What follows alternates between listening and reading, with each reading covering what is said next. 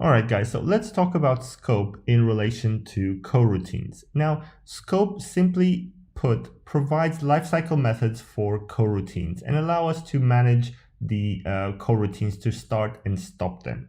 Okay, now we have already seen the global scope when we ran the Hello World code. We have global scope dot launch. Okay, so global scope simply means the scope of this coroutine is the scope of the entire application. Okay, so this coroutine will not get finished. So if it is running in the background, it won't be stopped unless the whole application stops. Okay, so quite important. This is a very large scope and it's usually not used. We've used it in Hello World because it's very simple, very easy. It allows us to create a background thread, not a background thread, but a coroutine in a very simple way, but it's not very commonly used, let's say. Next up, we have run blocking. Now, run blocking creates a scope and runs a coroutine in a blocking way. So this, again, you would not use it very often. You would only use it when you want to stop the execution of a code and run your coroutine. One other situation where you might want to use it is if this is the only thing that your program does. And we will use this quite extensively in our examples to start a scope for our coroutine when this is the only thing that we are trying to do. And finally, we have coroutine scope that simply creates a new scope and does not complete until all the children of the coroutine complete. Okay, so we are creating a scope, we are running a coroutine, and inside that scope we can create other coroutines. This coroutine that we start here does not complete until all the inner coroutines complete as well. So here's how you might use them. You have a run blocking that will have a launch.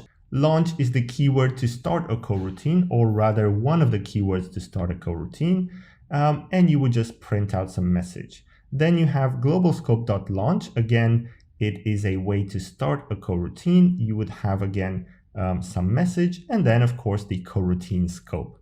All right, so let's go ahead and put these concepts in a program. All right, so the first thing I'm going to do here in main, I'm going to use the run blocking functionality here, and I'm going to launch a coroutine. Now here we're going to say delay of 1000 L. Okay, so this simply delays the execution of this coroutine by 1000 milliseconds, which is 1 second. And then we're going to print line task from run blocking. All right, so the reason I'm print lining this task from run blocking is I'm going to run a few different coroutine scopes, and I'm going to see which one starts first and how they work.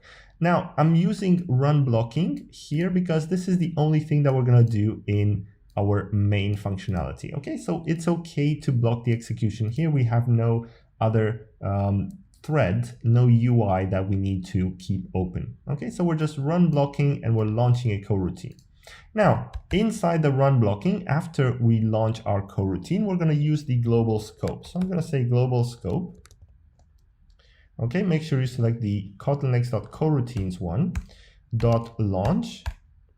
And here we have a, let's say, a delay of, let's say, 500 L, so half a second.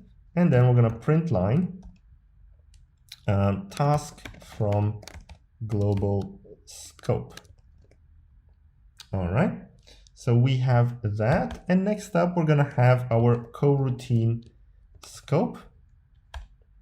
And inside here, we're going to use the launch again, and we're going to delay for 1500 L, which is 1.5 seconds. And then we're going to print line task from coroutine scope.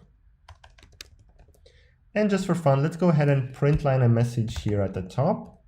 I'm going to say something like program execution will now block. And print line at the end, program execution will now continue.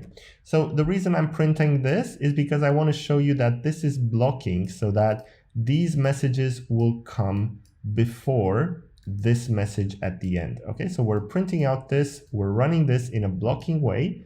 We're only finishing the blocking when all the coroutines inside have finished, and once that is finished, we are printing program execution will now continue. So let's go ahead and run this main function here. Now we are getting program execution will now block. Okay, so that is expected. We have this message. Then we're run blocking here.